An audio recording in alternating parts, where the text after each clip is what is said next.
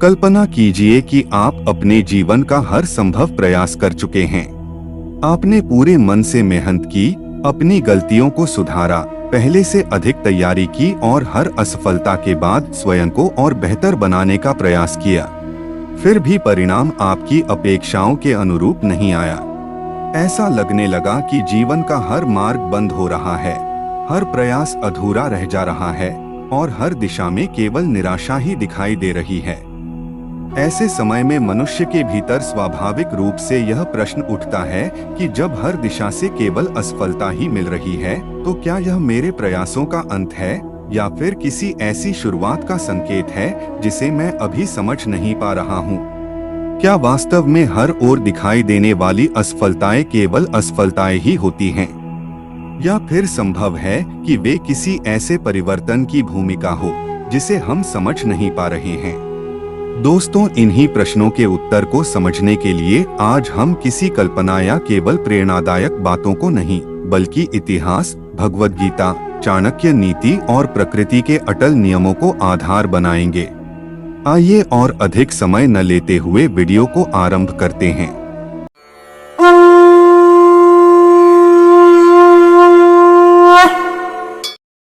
नमस्कार दोस्तों, सनातन शिक्षा में आपका हार्दिक अभिनंदन है। जब जीवन में ऐसा समय आता है कि हर दिशा में केवल अंधकार दिखाई देता है, हर प्रयास असफल होने लगता है और हर रास्ता बंद प्रतीत होता है, तब अधिकांश लोग इसे अपनी हार मान लेते हैं। लेकिन वास्तव में वही क्षण आपके जीवन का सबसे महत्वपूर्ण मोड़ भी हो सकता है।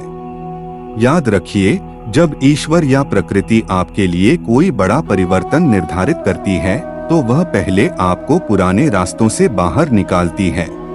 इसलिए हर बंद होता हुआ मार्ग केवल निराशा का संकेत नहीं होता, बल्कि यह भी संभव है कि वह आपको किसी नए, बेहतर और अधिक सार्थक मार्ग की ओर ले जाने की तैयारी हो। असफलताएं मनुष्य को तोड़ने के लिए नहीं, बल्कि उसे मजबूत बनाने के लिए आती हैं। जो व्यक्ति कठिन परिस्थितियों से लड़कर आगे बढ़ता है, वही भविष्य में बड़ी सफलता का भार भी संभाल सकता है। बिना संघर्ष के मिली सफलता अक्सर टिकती नहीं, लेकिन संघर्ष से अर्जित सफलता व्यक्ति के चरित्र को भी महान बना देती है। इतिहास में आचार्य चाणक्य इसका सबसे श्रेष्ठ उदाहरण है। नंद वंश के राजा धनानंद ने उनका सार्वजनिक अपमान किया और उन्हें दरबार से निकलवा दिया।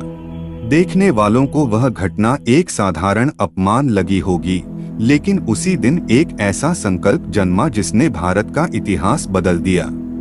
यदि चाणक्य उस अपमान के बाद निराश होकर बैठ जाते, तो शायद चंद्रगुप्त मौर्य जैसा सम्राट कभी इतिहास में नहीं आता और अखंड भारत की वह गौरवगाथा भी नहीं लिखी जाती।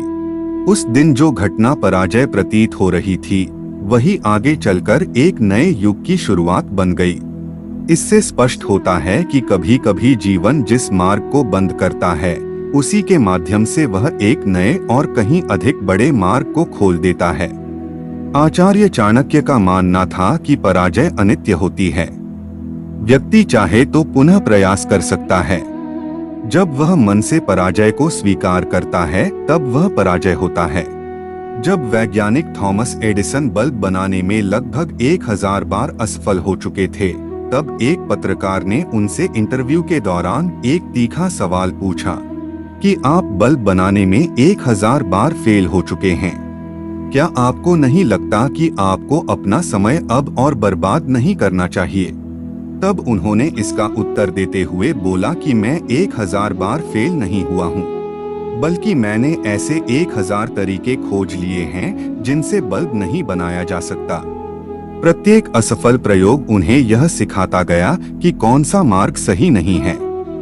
उन्होंने असफलताओं को अपने विरुद्ध प्रमाण नहीं माना, बल्कि ज्ञान का स्रोत माना। यही कारण था कि जहां सामान्य व्यक्ति रुक जाता है, वहीं असाधारण व्यक्ति आगे बढ़ता चला जाता है।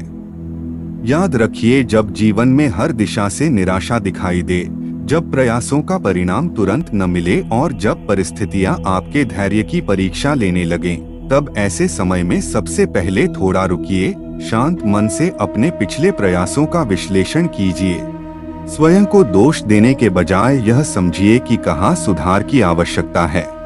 यदि पुरानी रणनीति बार बार विफल हो रही है तो अपने कर्मों का मूल्यांकन कीजिए, स्वयं को और बेहतर बनाइए, लेकिन अपने मार्ग को केवल इसलिए मत छोड़िए क्योंकि सफलता ने आने में देर कर दी है। कई बार सबसे सुंदर सुबह सबसे अंधेरी रात के बाद ही आती है। धन्यवाद।